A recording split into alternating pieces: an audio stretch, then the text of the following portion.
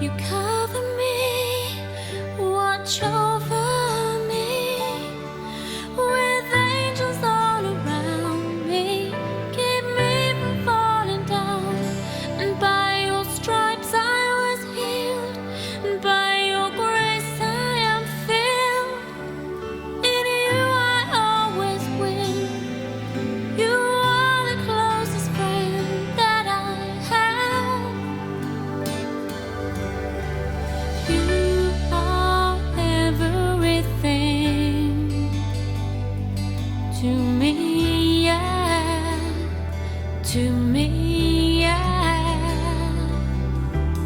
You are all that I need. And when the world gets too rough, you are more than enough. I won't worry anymore. You're always there to keep me sheltered from the storm. You cover me, watch over me, with angels all around. They keep me from falling down. And by your stripes I was healed, and by your grace I am filled. In you I always win. You are the closest friend that I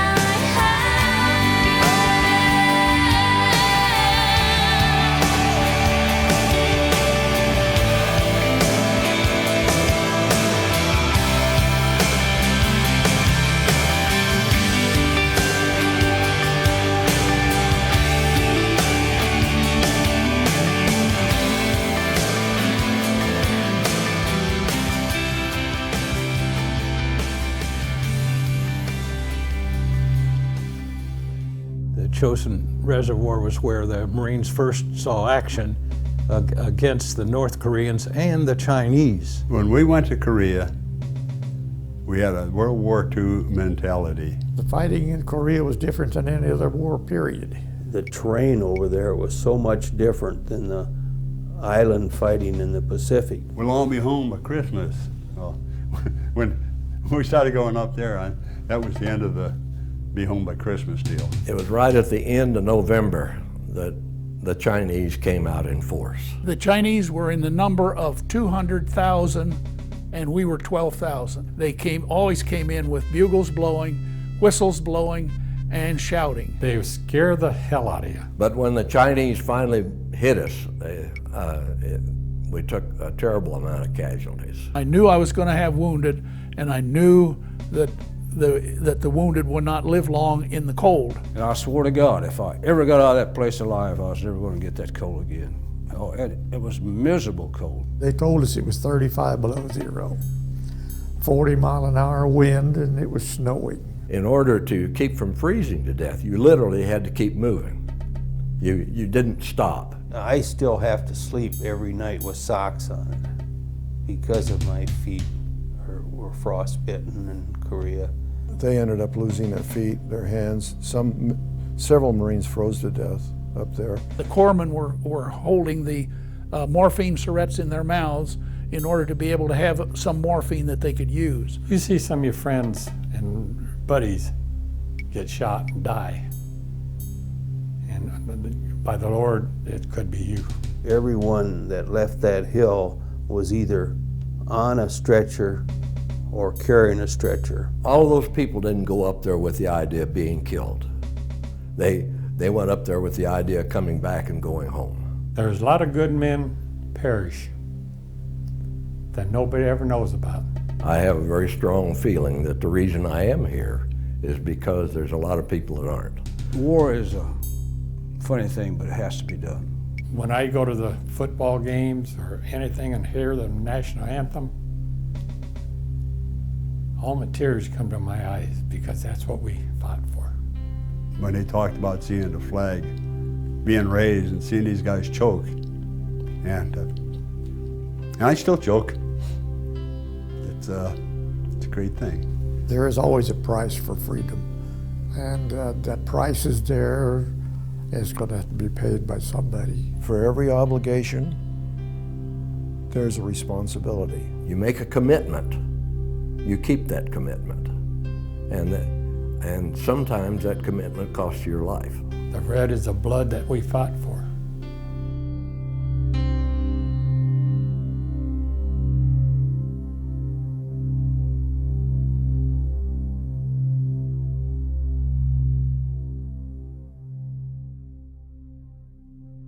The war broke out June the 25th. I was in Korea July the 4th, 1950. About a month after the Korean conflict began, I enlisted. In June of 1950, the war started. July, I got my greetings. August, I was on my way. I raised my right hand, stood up with everybody else, took my step forward, swore my allegiance to the country, and I was on a bus going to Fort Meade. The war started the 25th of June. The 26th of June, I was in Fort Knox re-enlisting. My 21st birthday was Thanksgiving Day over there in 1950. At Incheon and Sewell, I was just 19 years old. And I had just turned 20 when I fought at the Chosin. I was just a scared kid when I went over there. Geez, you know, 17 years old, go on 18.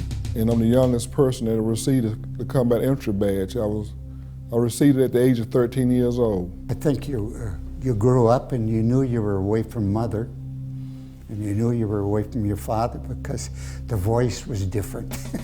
17, 18-year-olds, I mean, you walk out in front of traffic, you mean, ready to go, but you learn quick. When you hear them bullet going, no, we didn't go thinking there was going to be a war.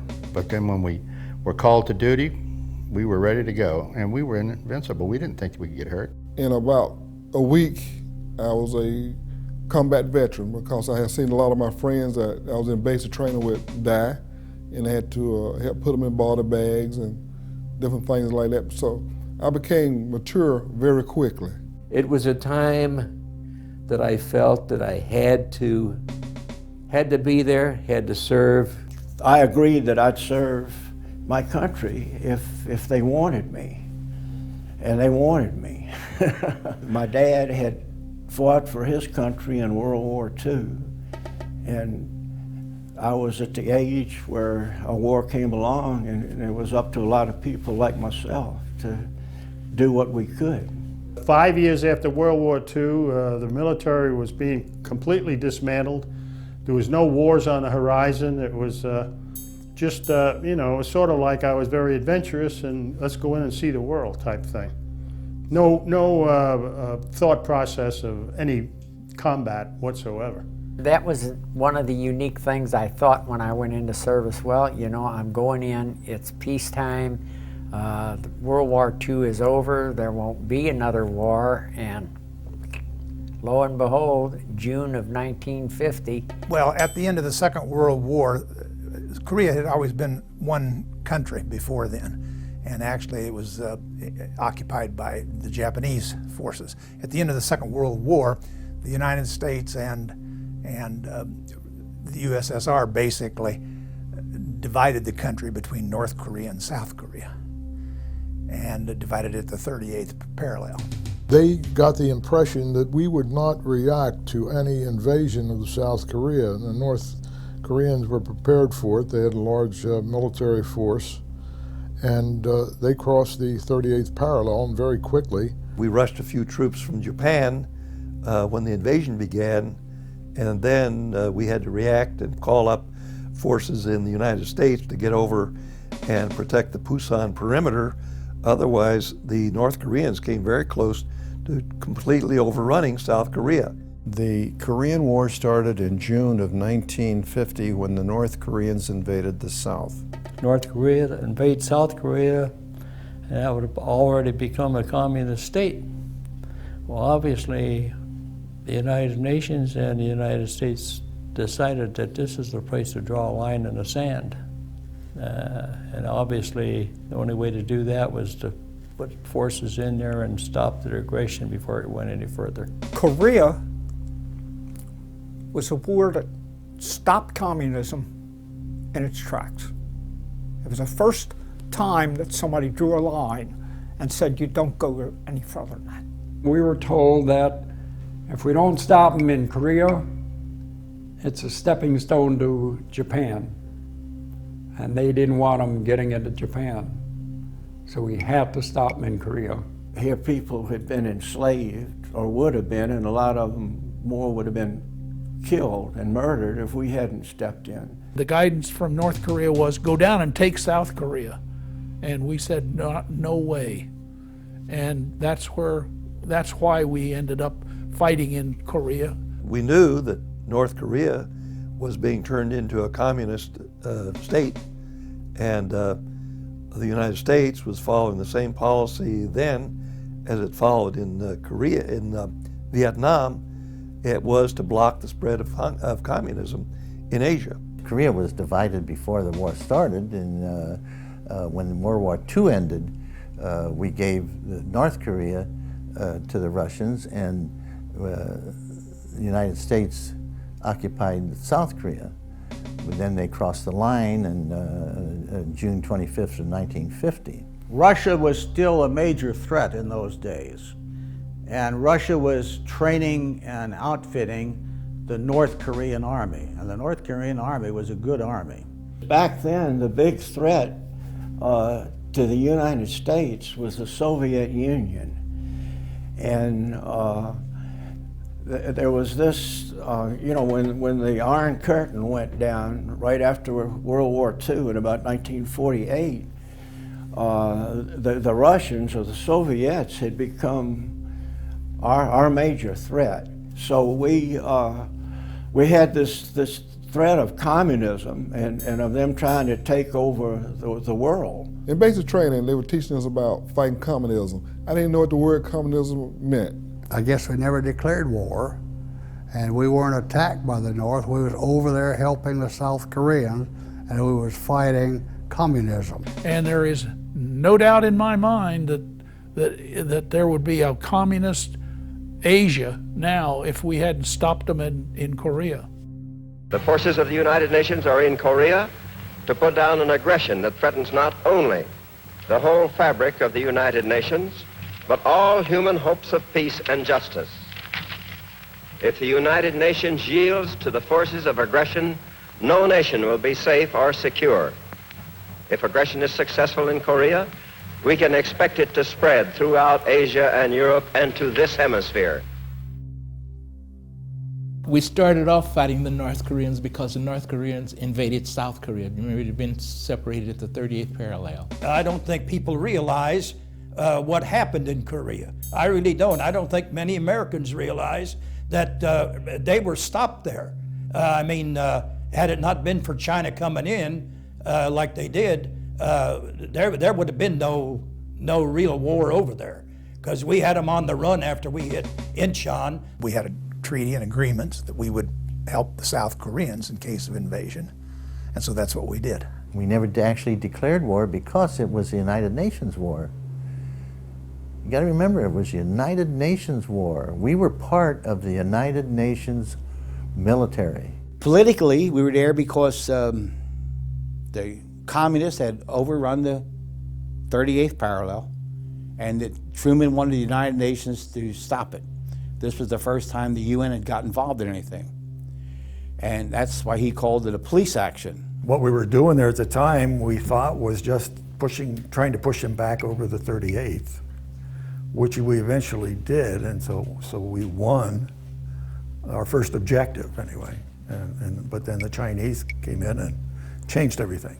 Mr. MacArthur had the idea that he would reunite North and South Korea, which had been divided since World War II between the communists and the United States. But of course, the Chinese had threatened to come into the war if we went north of the 38th parallel. The Chinese were worried about us crossing the 38th parallel. The 38th parallel, as you may remember from your history, was the demarcation line after World War II. And the area above that was under Soviet influence, and the area below was under the influence of the South Koreans and U.S. forces, or I should say United Nations forces. We had defeated the North Koreans, but then the Chinese came in And they came in numbers, in great numbers.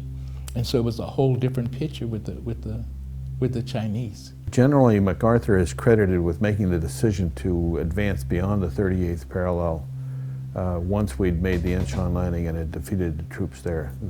The North Korean troops collapsed just about the same way we had at that time, and they had to retreat back into North Korea. So MacArthur said, go to the 38th, past the 38th parallel up to the Yalu River, which is the border between Manchuria and the Korean Peninsula. MacArthur was interested in going fast and pushing.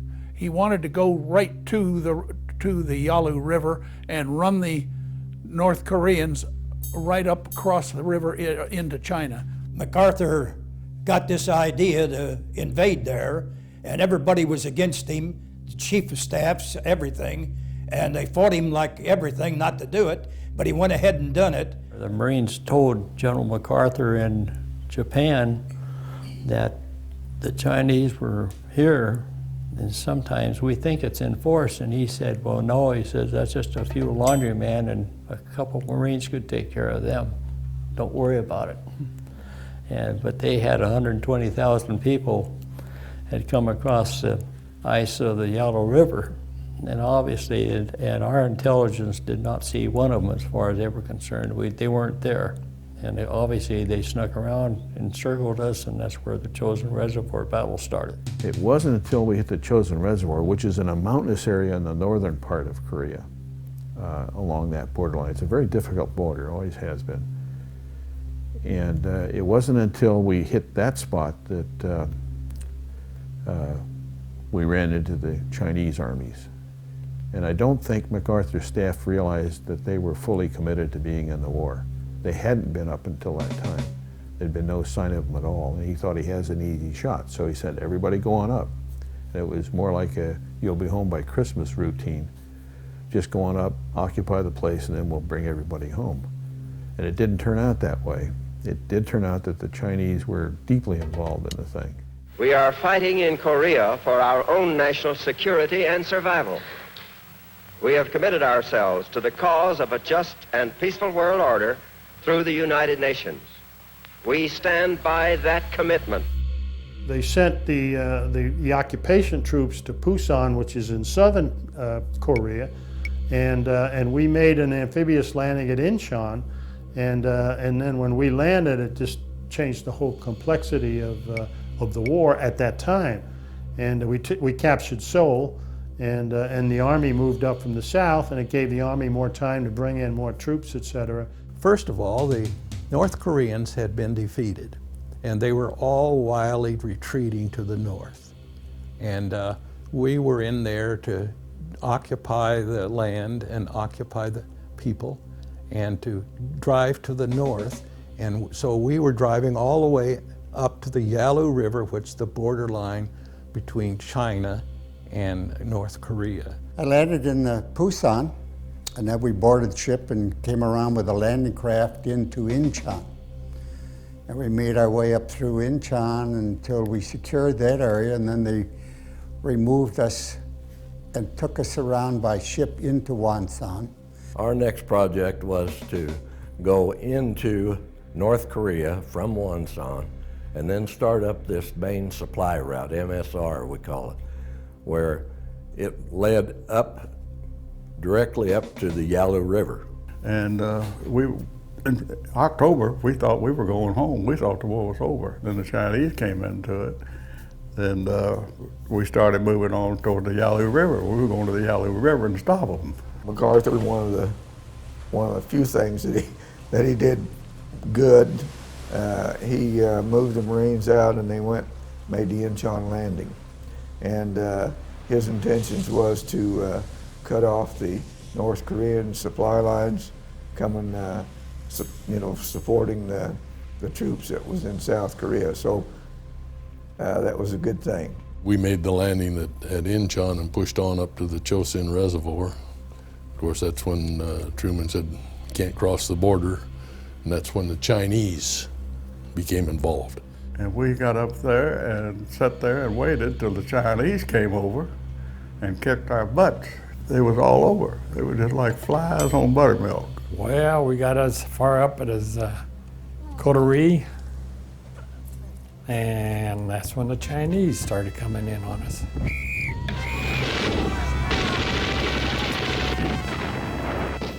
We started hitting Chinese about Thanksgiving. Our Marine units started reporting that they were hitting Chinese at that time. There was an Army unit taking over the east side of the reservoir, and the Marines were taking over the west side. And so the Army unit battalion was just getting into place at the time that the attack came. The reason that our unit was in Korea is because they needed troops badly.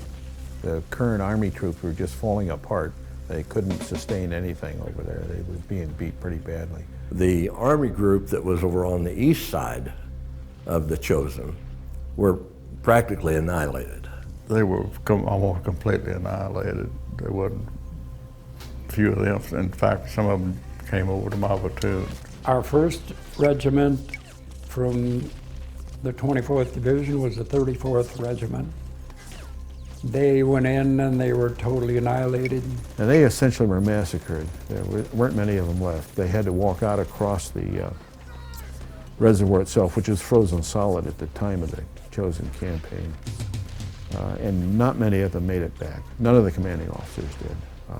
And the few people that did were those that didn't follow a standard route to get there. We had 2 battalions of the 7th Infantry Division that were on the east side of the reservoir and were hit hard by the Chinese and just damn near obliterated.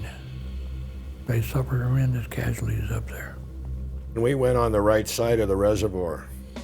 That's where the 7th Army got clobbered. So as we pulled out, the 7th Army group came in behind us and took over our position, but they didn't get established. And we didn't realize it, but the Chinese were about ready to pull a plug and come on. Well, the Army was over on the other side, and they didn't do very well. When the Chinese attacked them, they beat them up pretty bad. Of course, the Army come in on the east side of the Chosin Reservoir, and they didn't fare too well. Because they had to run the gamut the gauntlet right down through the mountain pass there, and the Chinese were dug in on both sides, and they just tore the heck out of them. It was a matter of trying to survive. It was a matter of pulling out as many troops as we could of the survivors. We had our lines were stretched way too far. I mean, they're all the way up through North Korea, so our lines were stretched, and of course the Chinese moved in. They got up in the higher ground in the hills, and so when we started to withdraw, they're sitting up there just like shooting ducks in a water barrel. And all of a sudden we heard that the Army divisions, the 3 Army divisions on the right, or on the left of us, had been overrun. The Army, which was on the left flank, they were surrounded too, particularly the 31st and 32nd Regiments. 31st took terrible casualties, 31st Army Regiment of the 7th Army Division. They took terrible casualties. In fact, some of their survivors made it through our lines, and I'll never forget seeing those guys come in. We realized they were friendly. We let them into our perimeter and tried to take care of them. They were frozen, and this one sergeant is a strapping young man. Both his legs from the knees on down were black. And I figured, oh my God, this guy's going to be an amputee. And it was just heart-wrenching to see some of these men. Chinese came in and they really threw everything they had at us. I can still remember sitting up on a hill and watching these Chinese overrun us. Then the company commander said, "This is a Plan Z. It's every man for himself." He said, "Down at the bottom of the hill, there are tanks.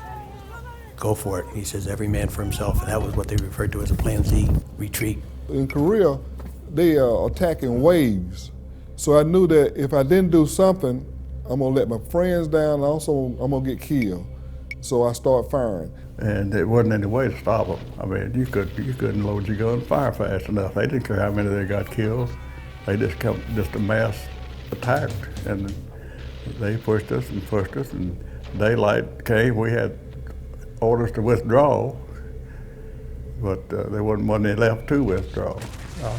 I went up there with a full platoon. I had 39 men. Came out of there with 13, 7 of them wounded. When the radio calls came in, they said, we're being overrun. We need more ammo, we need reinforcements. And the radio went dead for a bit, and then it came back on and said, we're being overrun, we can't hold. There was no way out, so we fixed bayonets and got ready for basically a Custer type situation, you know, where we didn't have a chance. There was portions of our outfit that was overrun. The Chinese just overran them. They just overwhelmed us with manpower, even with our air force. We were wiped out. That's what I say. Make this, well, we always get our advantage kicked. But you know, when the odds are 30 to 1, 40 to 1, you're gonna get kicked. You can't run fast enough. Oh yeah, they overrun us. They overrun us. At one time, we lost 13 out of 16 guns. We lost 45% of our people. The survivors came across the frozen, chosen ice, walked across, and came to Hagaru, where the Marines were. We were written off up there. We weren't going to make it. But our leadership and our people proved you don't ever write us off.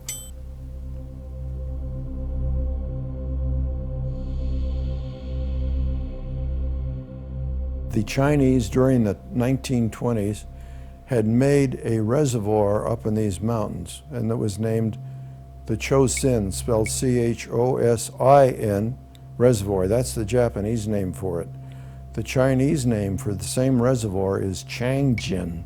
Actually, is officially called the Changjin Reservoir. However, on the Marine Corps maps, which were made up by the Japanese, they called it the Chosin, so we called it the Chosin. It was about the 1st of November that the 7th Marines started up that road to the reservoir.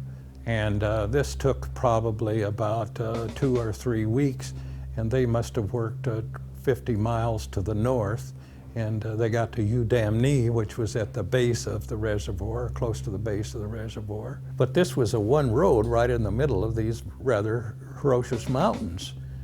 But you know, you always want the high ground. That will give you a number of advantages, a height where you can see down on everybody. It makes it difficult for the enemy to climb up the hill. This is a 78-mile overgrown cow path. That's the only road up there. And there's no way of saying, well, let's take this road. There is no other road. So, and the United States is mechanized outfits.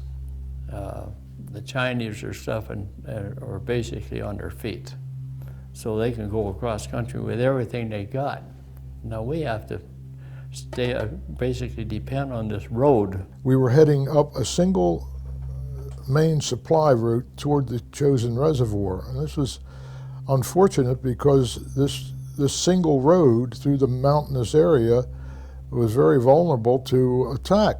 We, the Marines, were sitting there at the Chosin Reservoir waiting to do something, go one way or the other, when the Chinese started pushing them, and they literally surrounded the Marine Corps. We were fairly close to the Yalu River, and the Chinese entered the conflict.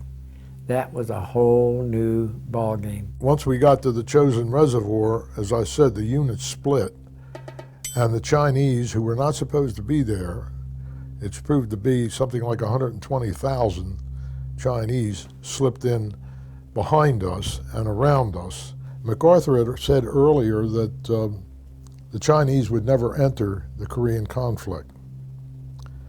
When we start sending them reports that we were encountering Chinese, I understand that they were withheld from General MacArthur because no one wanted to be the bearer of bad news. MacArthur wanted us home by Christmas, and he wanted to push the Chinese back across the Yalu River. And unfortunately, he would not listen to adverse intelligence. Everything is going perfectly. The intelligence did not pick up the fact that all these thousands of Chinese were coming across the border. And so everybody was surprised by the numbers that came across the border. It was either a blunder, he either had awfully bad intelligence, or he just didn't give a damn about the intelligence when he pushed the troops up to the Yalu River and saying, you know, all the Chinese won't come in. Well, you know, they came in with lots of divisions that were sitting just across the river. And that's when the Chosin Reservoir problem came about. That's when we really got kicked back to the 38th parallel. They kept saying, no, the Chinese aren't going to come in. They're not coming in. Well, they came in. Thousands and thousands and thousands of them. Marine second lieutenant said, where are you guys running from? He said, the Chinese are coming. He said, no, they're not. About that time they came over the hill, banging on the drums and blowing the bugles, and millions of them, it seemed, like ants. The Chinese came across in hordes and hordes and hordes. They wore big white suits, like they were like a doughboy, it reminded me of. They were so puffed up. They were so many of them that you could look down off the mountain and barely make them out in their white suits against the snow. But you could see little things moving. Just the whole valley was just crawling with them people. I went on way up the reservoir, and we were overwhelmed. From what I gather, they tell us it was 164,000 Chinese, 8 to 10,000 Americans, mostly Marines. We were greatly outnumbered, but the Marines were so much better troops than the Chinese. The Chinese were using a lot of very young troops who had never been in combat. They didn't really know what they were doing. They didn't even know, in a lot of cases, where they were. Human life didn't mean anything to them. They just kept coming. And you know, with a machine gun, you just keep killing them. I mean, they would stack up, and it was, you know, you wonder why these people do those types of things. And they were vicious. Machine gunners, they just mowed them down. Rifle companies. They do just like your Japanese did in their Banzai attacks. They just come in a group, just run, try to overrun you. And we had our machine guns set up where they would crossfire each other, and it was just like out there killing people that didn't have a chance, and they didn't have a chance. I'm talking about literally thousands of men running right after each other, coming at you, screaming and blowing and horns and everything they can. You know, it was very difficult for them to believe. It's almost unbelievable to see that many people killed that quickly. The Chinese came and I was on a Quad 50, and all you did was fire all 4 guns at the same time on the MLR. And they would come in waves. I mean, they were crazy. I mean, you could hear them screaming and hollering and carrying on, and they would just thousands of them. And it wasn't at all like they taught us, because Orientals fight differently. They fought us, they came at us in mass. They charge, and we'd mow them down like cordwood.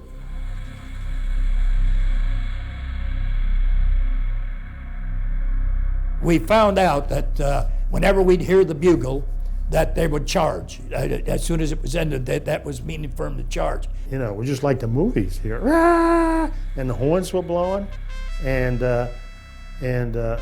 they overran the hill, and the Chinese were bumping into me. We could hear those Chinese coming in with their bugles. The flares would go up, and the whistles would blow, and the bugles would blow, and they would attack. And they didn't blow them until the attack started. And it was, you know, they didn't have any radio, so that's what they used to coordinate their forces. They would blow bugles when they started at you. and they would come in 400 or 500 people in a group, and you just had to shoot them all. And a lot of times they would come 500 in a group and attack us, and they would all stay there in the snow. I know a lot of it was signals, but a lot of it was psychological too. Some of the units, some of the men coming in, the Chinese, did not have weapons. They were told to pick up the weapons of the dead ones in front of them, and we were furnishing them with a lot of those. The Chinese were so many, they just mass attacked. And the way they fought is the first line had weapons. The second group had hand grenades. And others had whatever they could pick up on the way through for the ones that got killed in front of them. And they'd come in with knives, they'd come in with weapons, and they'd come in with hand grenades. And they would even rock, stones, anything they'd get their hands on. They did not have enough arms and ammunition to supply everybody. So it was a massive overpowering of manpower with that type of mentality that I think gave them the edge the few times that they did whoop our butt. They didn't care how many lives they would expend, and they just keep coming at you. And we would have tanks up on line, and then we would have half tracks with quad 50 machine guns in between each tank. And we would be firing point blank at these Chinese that were coming at us from maybe a distance less than a football field away. And it was just a carnage. Just mass attack. That's the only thing that's the only tactics they had. They didn't have anything of fire and maneuver or flanking movements or whatever. Just throw them at them, and just till you make us run out of ammunition, or they smothered us, one or the other. I'd never been anything like it in my life. I couldn't believe humans could go through what we were going through. I mean, there just wasn't anything you could do about it. You just were outnumbered. They claimed that we were fighting 18 divisions. And I imagine now, they say they had over 500,000 Chinese over there, besides some North Koreans that came back with them. I've often thought about what happened over there, and it's almost unbelievable to see that many dead people.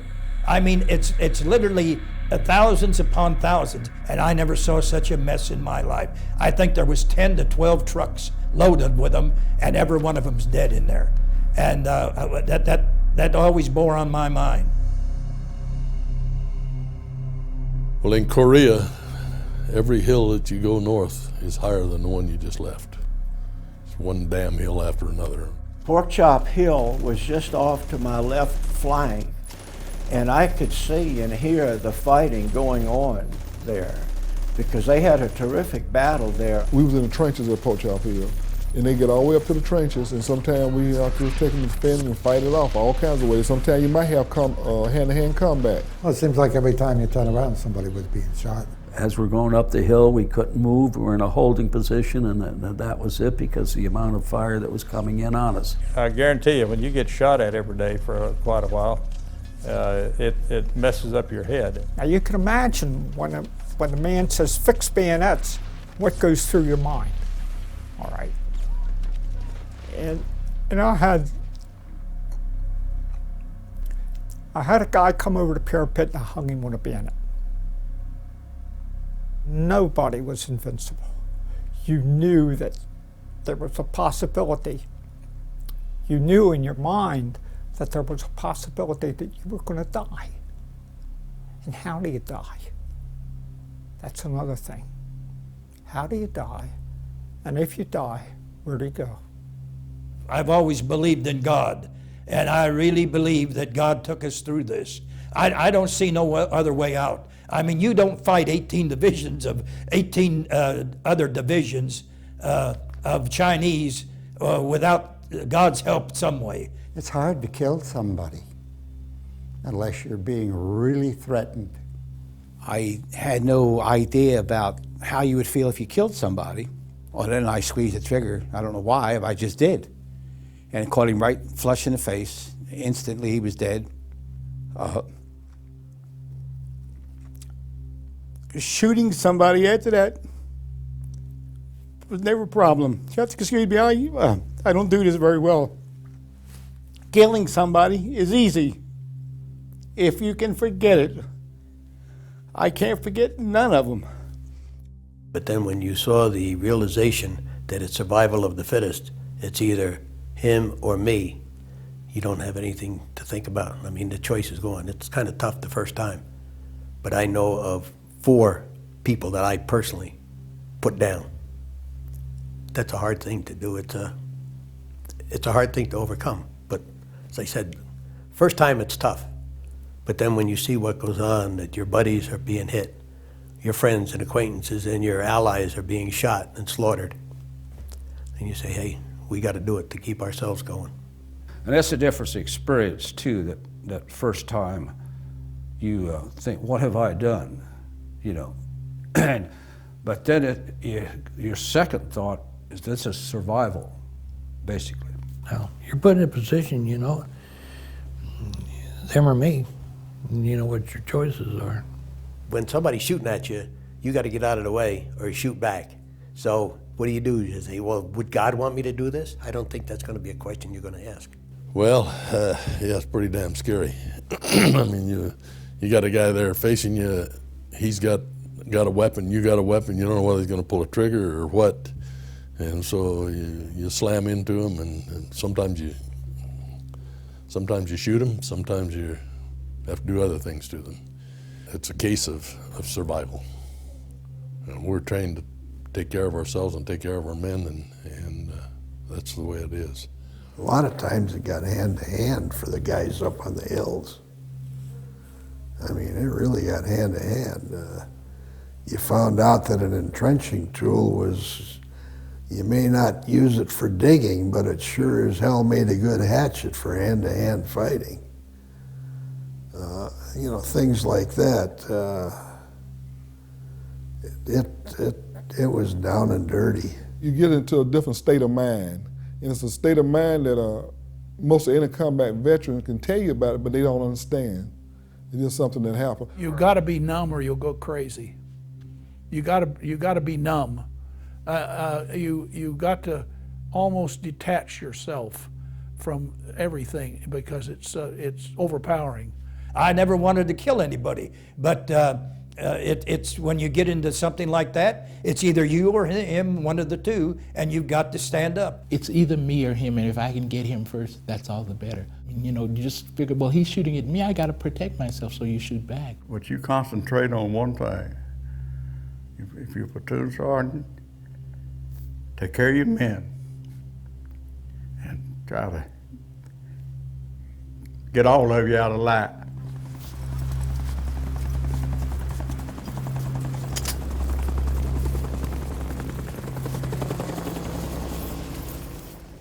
One of the elements in Korea that we haven't really faced in other wars is the cold weather. I mean, you're talking about 20 to 30 degrees below zero with wind chill indexes of 40 and 50 in the mountains of North Korea. And that's devastating, just trying to survive that, let alone being shot at and shooting and this sort of thing. So that was a very bad time. And we lost a lot of people to frostbite and freezing. When we got up there, the cold set in immediately. And by cold, I'm saying the warmest it got while I was up there was 20 below zero at noon. At night, it got down to 40 below zero. And at one point, it was 60 below zero. I had my wife send me a thermometer from the States, and so I put that thermometer out side of our bunker, and the coldest that it got was 40 below zero. The reservoir itself was a solid lake, frozen solid. It was the coldest winter in 105 years of recorded weather in Korea. The only time we ever had anything like that was in the Battle of the Bulge in World War II. It got real cold over there and everything. Temperatures were down to 30 below, and the winds were howling. And we all had on every bit of clothes we could wear. I even put a poncho on over the parka and everything, just try to break the wind. But it was miserably cold. My hands and feet were frostbitten. It started to get very, very, very cold. They gave us snow packs, which were rubber boots with a felt insole, Wool socks. We had leather boots, and then we had a rubber boot that we had an insole, and we had wool socks. One insole was in your boot, and when it got wet, from if you were active a lot, no matter even at that temperature, in a rubber boot, your foot would sweat. But as soon as you stopped, it froze. And that's how so many people got frostbite, particularly on their feet. Some of them much worse than others. And you could feel the ice between your toes and in your feet, and that is that water in your boots froze. So what you had to do is you had 2 pairs of socks. The ones you were wearing all day would be all moist and everything. You'd have to put them under your arms to dry out at night, so you'd have some fresh ones to wear, and that, you know. The cold was still the biggest enemy of anybody there, including the Chinese. The Chinese were wearing gym shoes, tennis shoes only, and they were crazy for our boots. And they had no clothing. Most of them had little canvas shoes, you know, and I've seen pictures of ankles that big with blisters from the fluid leaking out and freezing. I've seen Chinese walking on a stump of a bone because their foot broke off. I mean, froze solid and broke off. Their feet frozen. Their feet were wrapped in rags and coal black. It was miserable. I mean, it was horrible. They did not have as good a clothing and cold weather equipment as we did, and they suffered tremendously from the cold. Many, many of the infantry people lost their feet. The last reunion we had, one of my friends went down there to deliver something, and he said he never saw so many wheelchairs in his life because the guys that were coming were all, they had lost their feet. It was so cold that, I don't know if you've ever seen a morphine syringe. Okay, it looks like a Blistex thing you put on your lips, and it has a needle on it. Well, it was frozen, so you couldn't use it. They'd put 2 of them in each cheek, like a chipmunk, and work on the guy, and they'd keep him warm enough so they could give him morphine and for a bad wound. And we wouldn't, there was a hell of a lot of us that wouldn't have made it out of there if it hadn't been for those guys. They're the greatest people in the world. You want to get a Marine mad, say something bad about the Navy corpsmen. The thousands of casualties that came out, at least 40% of them were due to the cold. They'd had some member of their body frozen to the point where they had to be evacuated. They could no longer function. And it was so extremely cold, I was on 2-hour guard duty, that I didn't think I'd make it, because it was just, the type of cold would go through your body and cause pain. It was almost like a torture being out in it. I'd never experienced anything even close to that. The cold was so extreme that we were losing as many men to the cold, as we were that were getting shot. You couldn't lay down, you couldn't sleep, you couldn't do anything. I was never so tired in my life. But I remember when we were moving up to the front, it was so cold, I didn't care whether I lived or died. Now that's pretty cold. But it's just unbelievable what was going on. I mean, you can't understand what it is to try and fight in 45 degree below zero weather. Nothing works. Sometimes it was so cold that all the equipment would freeze. Nothing moved. Trucks, jeeps, tanks, nothing. It was so cold. Sometimes you'd wake up and there'd be 2 foot of snow on top of you. And your guns wouldn't work. They were froze up. Most of the weapons we have didn't work. They'd freeze up. There was so tight tolerance that they'd just freeze up solid. The cold saps your strength mentally and physically. And I think that was my biggest fear, was that I would fall asleep. We slept very little. We were on the move almost all the time. Oh God, man. And trying to sleep at night, just laying there shivering and shaking. It's just unbelievable. Unbelievable. And then at night, your salvation was your sleeping bag. If you didn't have a sleeping bag, there just wasn't any place to go at night. You crawled in your sleeping bag with all your clothes on.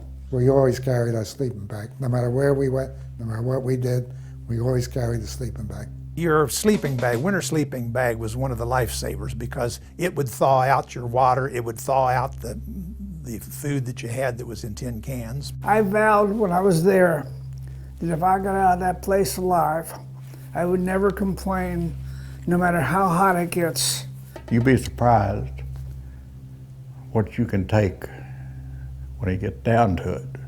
It gets down to the nub. You're surprised what you can take. We were going up a side hill one day, and as the squad leader, I was leading, going up at an angle like this, and the gooks across the way opened up machine gun fire. And as we're going up like this, the fire bullets were landing underneath my feet. They caught the guy behind me in the leg, and the fellow behind him that was our assistant gunner in the heart, right on the spot. One night I killed a Chinese lieutenant, and standard procedure the next morning was to go through his clothing, look for any kind of intelligence information that might be of benefit to the intelligence section. And in his belongings, I discovered a picture of a young woman and a child. And it was a very saddening thing to me to realize what I had done to that family.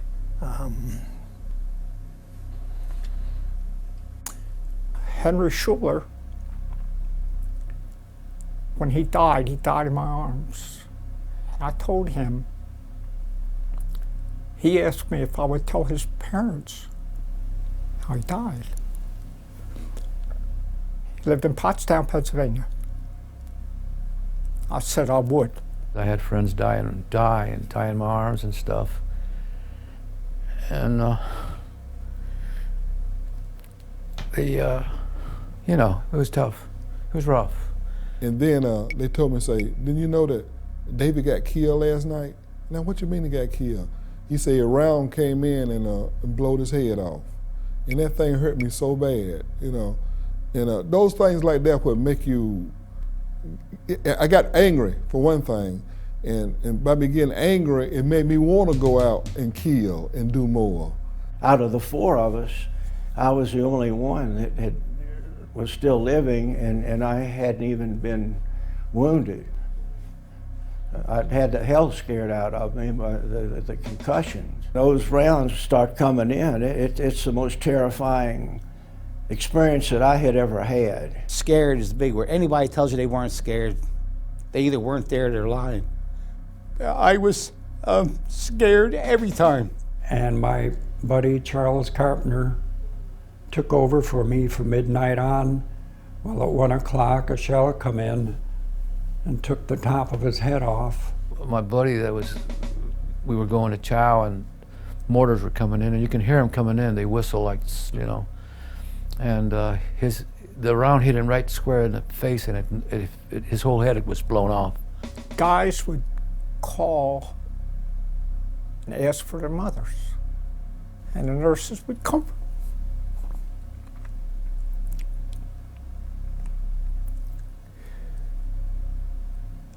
And they'd say, yeah.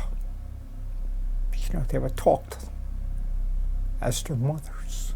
You know, the average person, when they come back and they get hit, the first thing they holler is mama. And although mama's 8,000, 9,000 miles away, and you hear her screaming and hollering. You try to help as much as you can, but it depends on what's going on. In other words, if you got a bunch of people and you're moving forward, you have to continue to push rather than stop. You got to keep moving, you got to keep pushing the enemy back. And then the medics came up behind us. So many didn't get back to the aid stations to get help because they couldn't get them back. The roads was washed out and we couldn't get supplies. There were times when I didn't know if it was going to be there or not. See some of the boys right beside you didn't make it. I went in a patrol one time and I saw 10 GIs with their hands tied behind their back, bullet behind their head, execution style. Louis Molino got machine gun across the belly. He got killed. There was nobody left. All gone. I got back on the hill, and we were shooting at them, and they were shooting at us, and the guy just stopped talking. And I looked, he was right next to me, and he'd been shot, he was dead. And you just don't know, I mean. He gave us also something to read, as he gave us small Bibles. And the one thing he gave us was Psalm 91. And he said, read that, because we asked him, how do you die? Because we had so many who died. And he and his driver, Pete, were killed that day. And I'll never forget that. He who dwells in the secret place of the Most High shall abide under the shadow of the Almighty. It stays with you as far as combat is concerned. There are a lot of things that you don't know that bother you. In fact, you know, when I came back, it took me, I'd say, about 5 years to get normal again. At the time that these things are happening, you're there trying to be a survivor and do what you have to do. And I can't recall other thoughts going through my mind other than the fact of protect yourself and your fellow man and try to get out of it the best you can. Do what you have to do. Kill or be killed, which is kind of callous, but it's a fact. I remember that thing went off and there was a big flash, and they always say you never hear the one that gets you, and I didn't. It was just a big flash. But I landed on my feet. Now I'm naked from the waist down. I got no boots, got no trousers, got no shorts, no nothing. Flak jacket went to the waist. And I remember looking down at that bloody foot and bloody leg and saying, this is a hell of a way to fight a war. The thing that I really knew the most was my middle finger on my left hand was blown off, and it was just squirting blood. You see guys, you know, their intestines hanging out, blown apart, legs laying here, and the rest of the torso somewhere else. But when they do get hit and shot, you know almost immediately that they're not alive anymore. Or if they do need help, the corpsman was there, or else you called for them or helped them and did the best you could to help your buddies, your comrades. But a lot of them were still in their sleeping bags, dead. They were bayoneted. Our chaplain got shot. He was praying over a dying man, and they machine gunned the ambulance and caught him. I remember a friend of mine being hit. We were in one firefight during one night, and he was hit in an artery in the crotch. And he crossed his leg, and he died of shock. I was in rehab. I was going back to the hospital to see how he was, when I got another letter from my mother that said he had died of his wounds. So it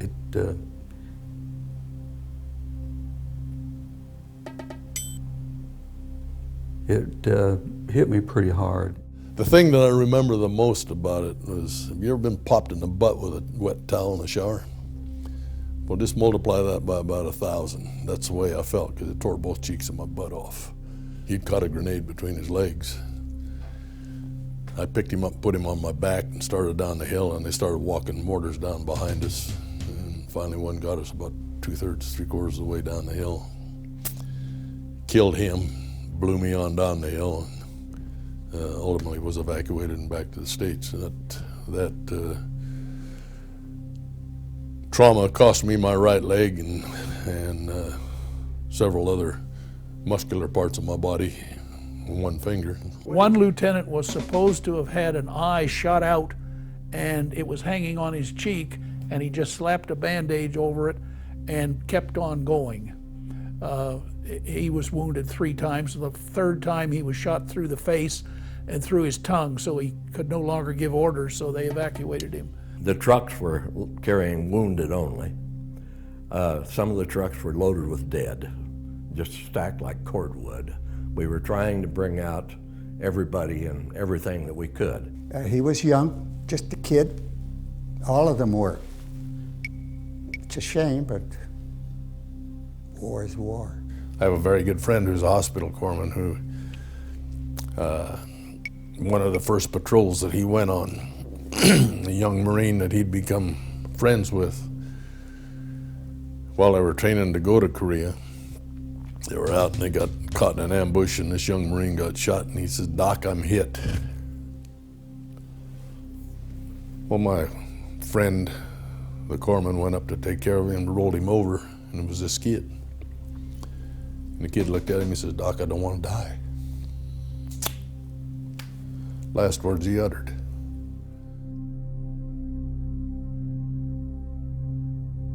After the fighting really got hot, it was more a question of surviving than anything else. When you're in action, when you're doing something, you don't think that way. You don't think of anything except surviving, except helping, except doing, except working. You don't think of anything like anything like that. At that point in time when somebody's shooting at you, you're fighting for survival. And then what your intent was to make the world free. That's why I made the statement, you know, I'd prefer to go over there than have them come over here. So now if somebody's shooting at you, you know they're gonna kill you. You go, "Oh, they're trying to kill me." You're gonna react. If I come up and hit you or smack you, you know that, I mean business, I'm finna fight you. So you have to go into the fighting move. You got two moves you go into. You go into the move of fleeing or fighting. So if you don't run, you got to fight. You did everything that you had to do to survive. It was survival. And I know I've felt at times, well, there's no way I'm going to make it. So what difference does it make? You survive, and that's the bottom line. Every GI that says he's not there to survive is not telling the truth, because life is probably the most precious thing in the world. It's kind of like you get into a different mood, you be a different person. And it was either you fight and survive. And that's what I did. And then it became a reality, you know, everything just become natural. You can survive, you can endure tremendous amounts of pain and hardship and whatever if you want to survive. And that's what it is, a game of survival. We certainly thought about God, and we certainly thought about our Maker. And some of the bravest people that we had out there were the chaplains who came to the front lines, who administered to us if we wished. Put a hand on our shoulder and said, you know, God's with you. But while you're actually in combat, things are moving so fast that you don't have much time to sit around and think about, am I scared or not?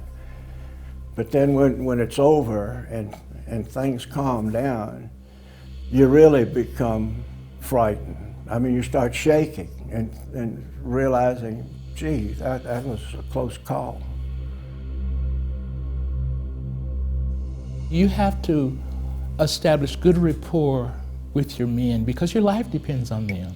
You depend on each other because you know that man that's with you knows what he's doing. You train with people, you know those people. The people all up and down the line depend on you, and this is what I told the younger guys when they came over, that we need you and you need us, so we take care of each other.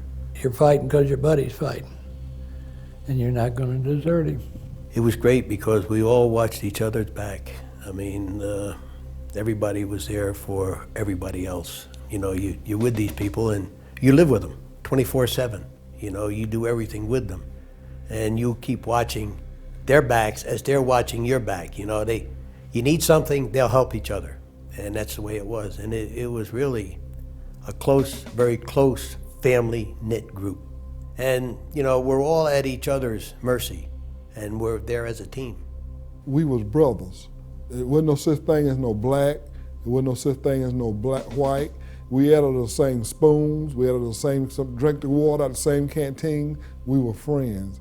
You were their protector, they were your protector. And you worked together. If they died, then you didn't have any protector. So you went ahead and you tried to protect them as much as they tried to protect you. When you lose a comrade, it's just it's the worst of the worst. It's your buddies. You know, they're here too, you know. Where they are, you are. Where they go, you go. Even the Chosin Reservoir, when they're coming out of that frozen Chosin, they were carrying frozen, dead bodies out on trucks, stacked like cordwood, but they were bringing them out. They weren't going to leave them. We never left one for the enemy to capture. And General Smith says we come out as one or not at all. And that's what we did. It's something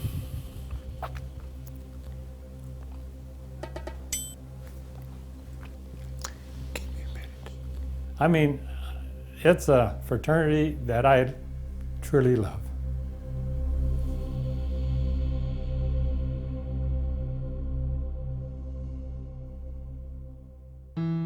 The American flag is the most beautiful thing in the world. It'll fly and it'll stay above every flag of every country that there is. It represents to me the strongest country in the world, the greatest country in the world. A country that will be called on to help other countries with freedom. To us, the flag is waving and will wave forever. I stand up when I see it. It means everything. Kate Smith singing God Bless America puts chills in me. I love it. I think the world of this country. I fly a flag in my front yard 24/7. It's lighted.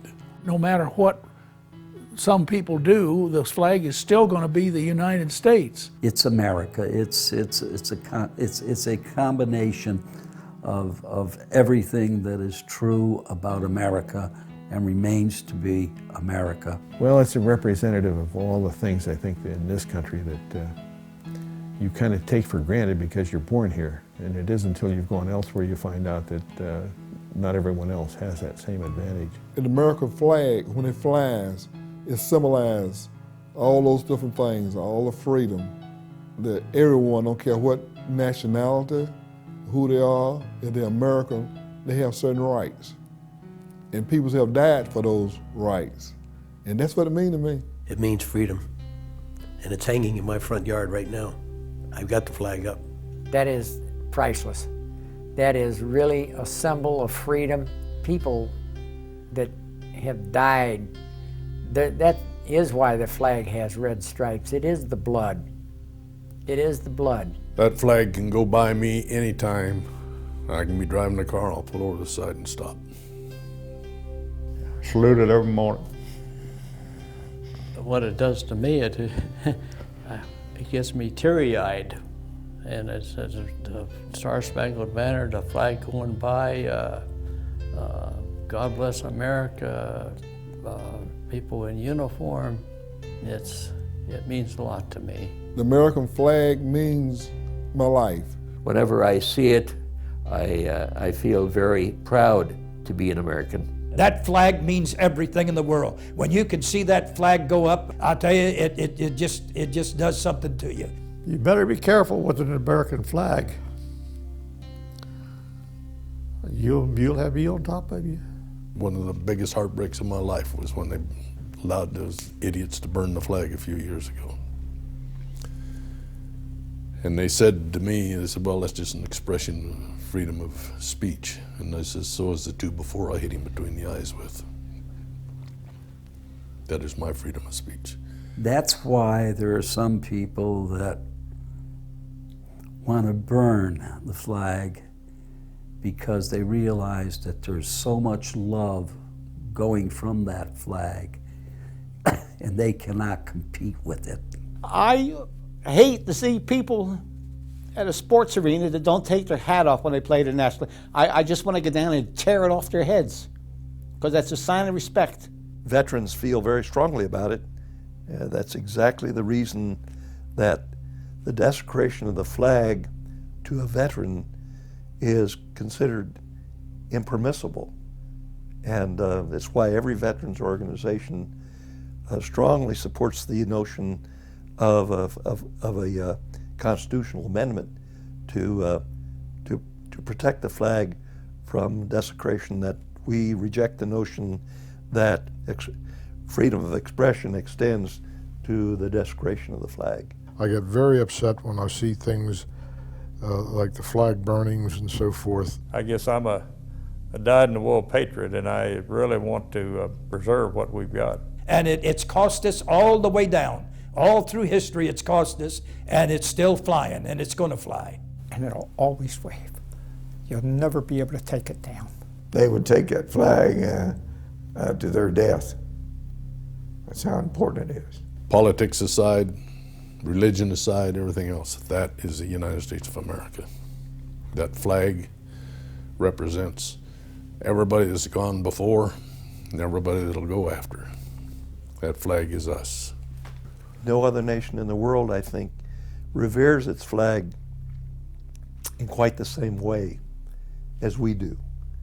But the reason for it is not exactly clear to me, but I suspect it's because that most Americans associate freedom with the flag.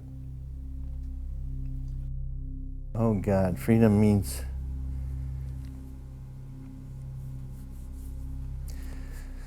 freedom means the world. I don't think the average person realizes what freedom is. They really don't. You have to go through it. You have to live it. You have to be in a combat area to see just what's going on and know what's going on and be constantly afraid all day long. What is freedom? What's it worth? You can't put a price tag on it. I've had people say to me, well, aren't you glad you aren't in Iraq or Afghanistan or what have you? And as flippant as it sounds, I'd go in a heartbeat. We have the greatest country, and we enjoy the greatest freedom of any country on the face of this earth. And if you haven't been out of this United States, this is a beautiful place to be. And I swear by this country. There is nothing like this country. It is true. Freedom is not free, and if we don't jealously guard our freedom, we could lose it. A lot of guys have died for that freedom.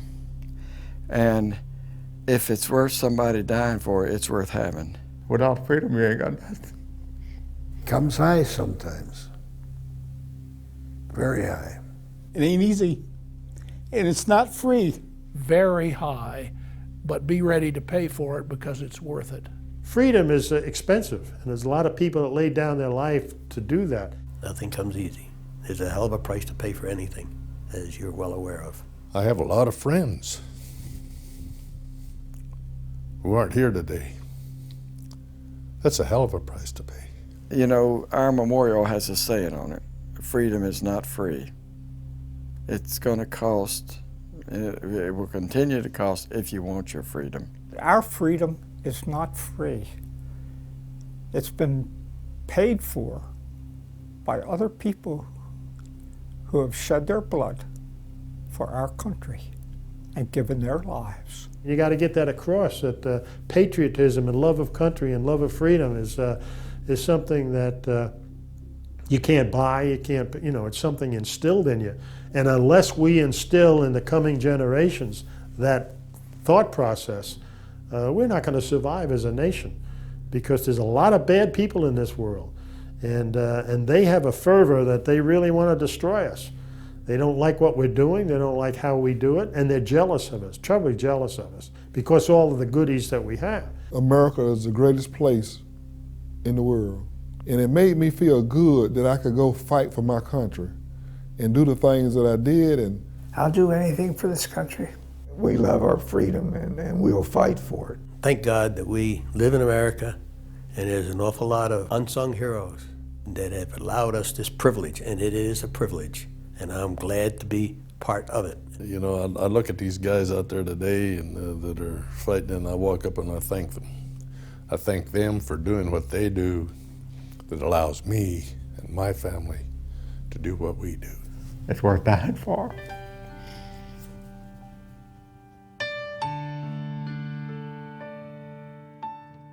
It was a war that everyone wanted to forget.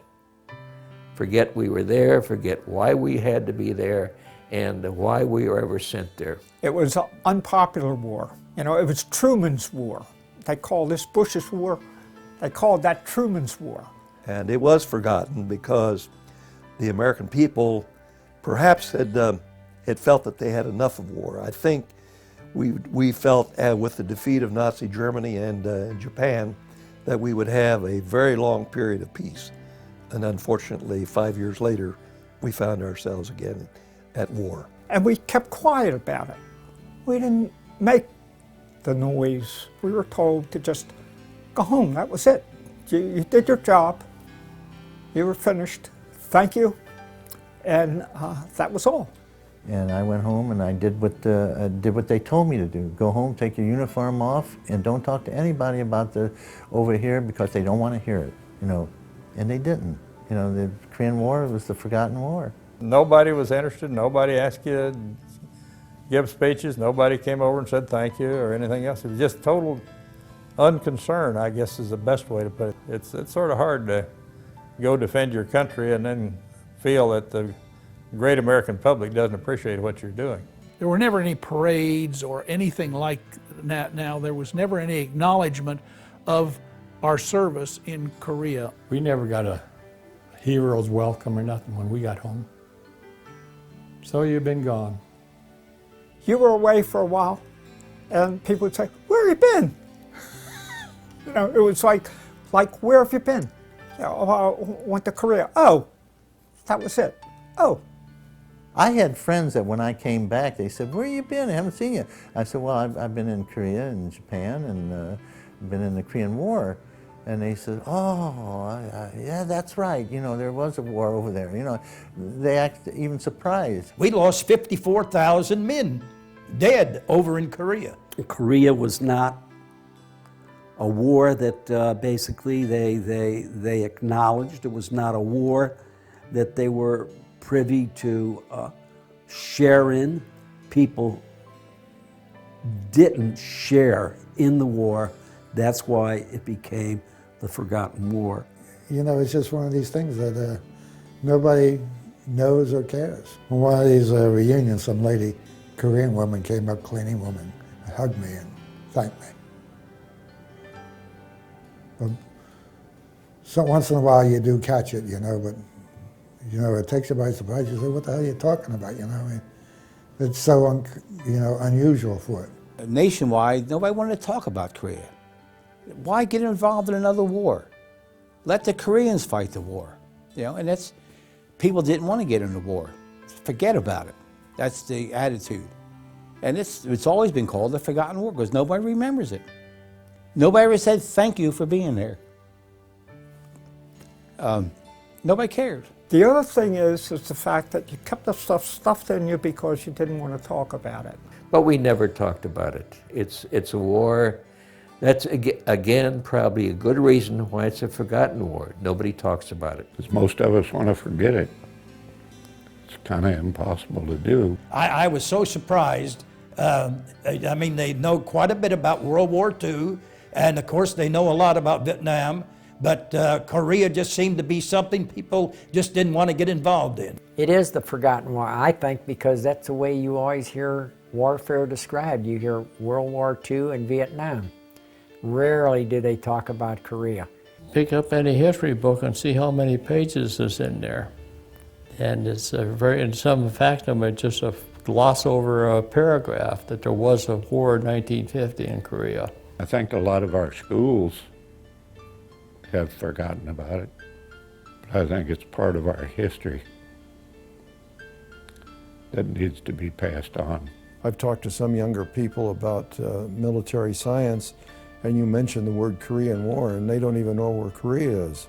But I don't know why they called it forgotten war. There's 54,000 boys died.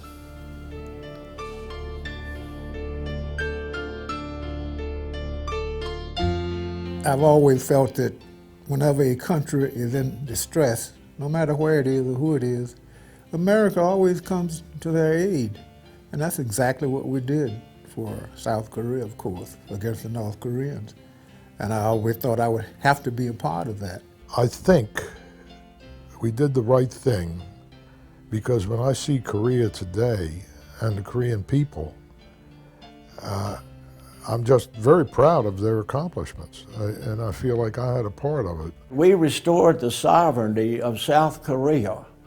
This was a nation that had been overrun by military means by the North Koreans, and it was a real test of the United Nations. I think South Korea is now a strong democracy.